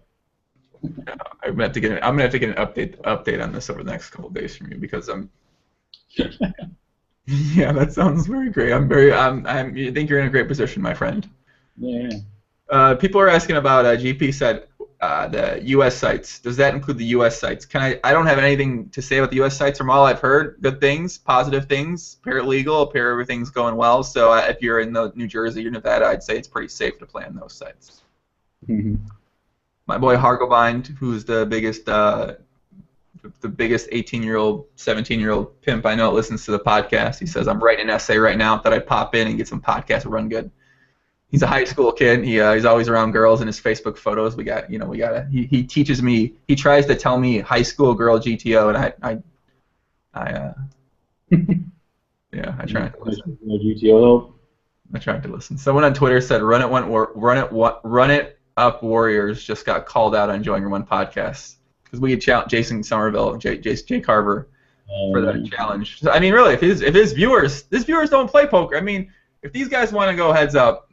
They can choose 20 of the 20. You choose 125, 50 of his viewers. I'll put 50 of my viewers up there. We'll face off. Escrow the money, whatever. I imagine your viewers are a bit more well versed in poker stuff. I would imagine. I don't know, man, Zima. I think it'd be quite the challenge, but I'm willing to put my money up on the line to figure it out. That's all I can say. I'm trying to hustle here. I got a prop bet to win. Very live player-esque right there. Yeah, where does Zima find these guys? I don't know where Zima finds any of these people. I don't know. He staked 900 people. I think he's met every single person in poker in the past like seven years or something like that. So yeah, I don't know. Anyway, guys, give me some more questions. I'm gonna go here shortly. Joe, I'm paying 120 a week in rate with a roll of $400. How do I move up without absolutely crushing? Like people have these things like, why don't people just get a job for like a couple months and get like something so they can beat the rake, right? Well, our friend Stars Red Problems got a job at a hardware store to try to do that, but then he just scammed people. He scammed my friend, my Chilean mining friend Alexo18, unfortunately. So he owes me money too. Stars Red Problems owes you money too? Very small, very small. Remember, like Stealth Monk, right? Yeah. Yeah. So Stealth Monk had a debt. Like him and Stealth Monk bet like $50 or something, and I told. Oh yeah, I remember. Yeah. Bought the action. Back during the World Series, no, me and Stealth Monk were playing at the same table in a 10K PLO. So like I'm on Stealth Monk's left, and we're just talking or whatever. And actually, like Jeans is at the table, and there's another guy that was like pretty well known at the table. Yeah, whatever. So then Stealth Monk is like, oh yeah, that idiot Stars Reg Problems owes me $50, and this is like back in the World Series when Stars Reg Problems kind of still wasn't a huge scumbag, Mm-hmm. So I was like, fuck it, man, I'll buy the debt, and Stealth Monk is a little down on his luck, so I was like, fuck it, man, I'll buy it for the whole 50. I'll buy the 50 at 100% just so I can fuck with Stars Reg Problems, and so I bought the debt for 100%, and now Stars Reg Problems is gonna scam me. Zima, way to make a plus CV purchase, my friend. Well, no, I was just trying to buy my friend Stealth Monk. Yeah. Sounds like a fun 10K table. You got Jeans there. Dude, no one knew. I didn't even know it was him for a while. And then once Stealth Monk found out it was him, like it was just constantly asking him questions. It was really awkward, but it was kind of funny. I mean, what was Gene saying? What? What was Gene saying there? He just was trying to deflect and not talk about anything and just kind of like sit there and do nothing. He did get really. There was some kind of topic that was like like a topical discussion of what was happening at the time. It might have been the bet, like Negreanu and Ivy's bet, 2-1 or 3-1 or whatever it was. Mm-hmm. That I don't know. I forget though. Yeah. GP says, I pronounce Hargabin's name wrong. Yeah, it's fine. I don't know how to pronounce names sometimes. I'm going to Atlantic City this weekend, Saturday, Sunday, and Monday. I'm doing some announcing for some live, like me and Ebony, who I have Ebony Kenny, I always have her on the podcast. I always have her on the live stream and stuff. She's me and her are doing some announcing for some tournament, a no limit tournament, but for fun. It's like a fun player no limit tournament, bar poker league or bar poker open, I think it's called, and it's gonna be really exciting. I'm very excited for it because Ebony's like, hey, you want to come do this with me? And I was like, yeah, why not? It sounds fun. So I'm gonna be in Atlantic City. I don't know how much I'm gonna be playing poker, but if anyone's interested in going out there getting some, any dinners or dance clubs or raging, let me know. I'm probably in. So, Zima, are you staking Stealth Monk? No. Stealth Monk is. I feel like Stealth Monk is staked by. Actually, I don't even know. No, I'm not staking Stealth Monk. Never staked him. Even though he's probably pretty talented, he seems like not the right person to stake. He does seem like not the right person to stake. We got love for Stealth Monk, though. He seems like a. He's a friend. I like Stealth Monk. Claire says, I'll fucking take on the Run It Up Lady Boys myself. All right, Claire. That's why I like Claire. Claire's been around since the beginning, man. We love Claire. Zima, what are some of the top 10 things anyone should know before getting into staking? I guess like number one rule is don't ever go broke. If you go broke, then all your makeup is dead. That's probably the most important thing. Like if you have to drop people because you're getting short on money, then you got to drop people. A lot of people just overextend themselves and that kind of stuff. Just don't go broke. You personally go broke. Don't you personally go broke? You as in you, the staker, don't go broke. Yeah. Because if you go broke, then you have no more money to invest, and everyone can just leave their makeup. Yeah. You can try to sell them off and stuff, but like like selling makeup, for the most part, you're going to get like pennies on the dollar, so you can't really get any money out of it. I hate to say the obvious, but doesn't that seem quite obvious? Like, don't go no shit. Like, don't go broke, right? How many stakers do you know that have went broke? Well, I don't know any. Only staker I know is you, to be honest. So I don't know. You're the only person I know that stakes, dude. A lot of them have gone broke. Like everyone just overextends themselves. They're like, oh, they all can't lose. I'm taking really good guys, so they're all going to win. And they're all going to make me all the money. And then all of a sudden, you have a guy that's, in 200K makeup, and see you later. Like whatever. People are stupid in terms of that kind of stuff. It's like bankroll management stuff. People don't ever like to move down. Very good point. If I wanted to get into staking, would you suggest I stake tournament players, cash game players, no limit, cash game players, PLO, or buy action in the marketplace at try bum hunting markup, which sounds fun? What would you suggest if I was someone interested in getting into the staking out there? I don't know. Cash games are so hard to stake because like cash game guys, like they can just why would they ever need staking kind of thing? Like they can just get a roll, get 2,000 together, and just take a shot at 100 no limit or something, and just try to get 20 buy and roll and just try to run it up. So they should like almost never need staking because there's not there's variance in cash games, but not like ridiculous. Like you can line it up a little better. So cash game guys. Do you know how many people are staked at high stakes PLO? Do I know how many? Yeah. No, but that's not like 100 no limit. That's true. Good point. But yeah, so what I found out in the past year is that there's actually a pretty good number of people that are staked at that I never would have thought these people were staked ever until I found out they were staked, and then they told me why they're staked, and it makes so much sense why people would get staked. I never understood why winning players would get staked, but it even makes sense at a 100 PLO or 100 no limit or 200 PLO or 200 no limit level as well. Like it actually makes sense why a winning poker player would get staked for the most part. I kind of understand it a lot better now, and then it even makes me. I'm not going to get staked. That seems dumb. I don't want to give away money, but yeah, it depends. Like I think if like I would never tell you to try to do MTT staking because you just have no idea about it. Like, yeah.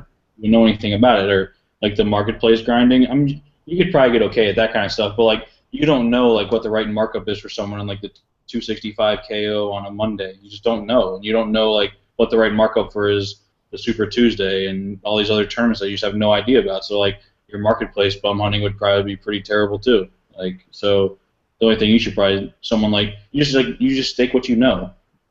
Like Elio, the guy that my business partner, like he knows tournaments really good. I'm probably a little biased, but Elio. I think Elio is one of the best players out there right now. He's still right now, and I'd go with what he thinks about the games, what he thinks about the players over anybody. Yeah. But, East Coast. I'll ask a couple more questions, and I'm gonna go. What are the metrics? Mr. GTO Zima. What are the metrics you used to analyze horses to see if you should stake them? Oh. Well, strat, buddy, strat. I guess what we did or what we still do is, guy sends us the application, with all the basic information. If his information, is put together well, he has good stats, he has some references and blah blah blah. We get a hand history from him. Elliot goes over the hand history. Sees what he thinks about it. If it's kind of a lower stakes guy, plays like 50 freeze outs and below or 75 freeze outs and below and 10 rebuys and blah blah blah, then usually Elliot just kind of goes off the first hand history and maybe it goes over another hand history. If it's a guy that plays like bigger, then we'll get like 4 or 5 hand histories and just go over those and make sure they're good and talk to them. You can usually tell if someone knows what they're talking about in poker if you just talk to them. Something like for the most part, you can tell right away. At some level you can. There's some people who can who like these. I call these guys like these perfect players who like when you're talking about a hand, they're like you should do this and this and this, but like in the situation they just can't. they can't put it. They can't actually do that. So I mean, it's just mostly hand history stuff that Elio does, and like Elio asking him about to explain his thought process. You know, when someone can explain the thought process really good like that. You know, that helps obviously. If someone's just like, well, I 3-bet here because it felt like the right thing to do. You're just like, well, maybe he's like the best field player ever, but I don't know. Yeah, that makes sense. All right, guys, you got anything else you want to add in here, buddy? No. All right, we're gonna wrap things up here. I think it's like 3 a.m. down there. This is like lunchtime to someone like me and you. So. Yeah, I mean, I'm probably gonna be up till 6 a.m. So. Yeah, pretty standard. No basketball for me. Yeah, I'm gonna go play basketball for 3 hours tonight. Why don't you play some basketball, man? Let's play. Let's go. I was up in Chicago like 3 months ago. I should have came over and. Oh yeah, you told me that when you were like on the last day though. You're like, I'm in Chicago. I was like, oh, all right. I tweeted something and you're like, you're in Chicago because I tweeted something about like That's my brother's condo looks at this like this building in Chicago that's pretty recognizable or something. And I said I was in there or whatever. Yeah. I was like, wait, what the fuck are you doing in Chicago? trying to go to a dance club, man, or go to get some dinner. You know, I'm trying to get some food. Yeah. All right, Dalton says, what happened to the cadet contest? The cadet contest is something I have. It's still going to happen. I'm waiting until I actually do my finish my website, which other things I'm focused on. I'm not really focused on finishing that right now. So I should be able to hopefully we get to that going on, but I can't promise anything quite yet on that. So all right, Zima, thanks for joining me, my friend. It was a lot of fun. Yep, no problem. We'll be seeing you soon. I'll be chatting with you very soon to get more updates on this open-faced Chinese challenger. Yeah, hopefully I can have some more stories for you next time that I can talk about that I can't talk about now. Yeah, I mean, if you noticed, I tried to limit the story path because I just there's next time. Maybe next time. We'll see. We'll see if you can tell them. I'm not sure if you can. So.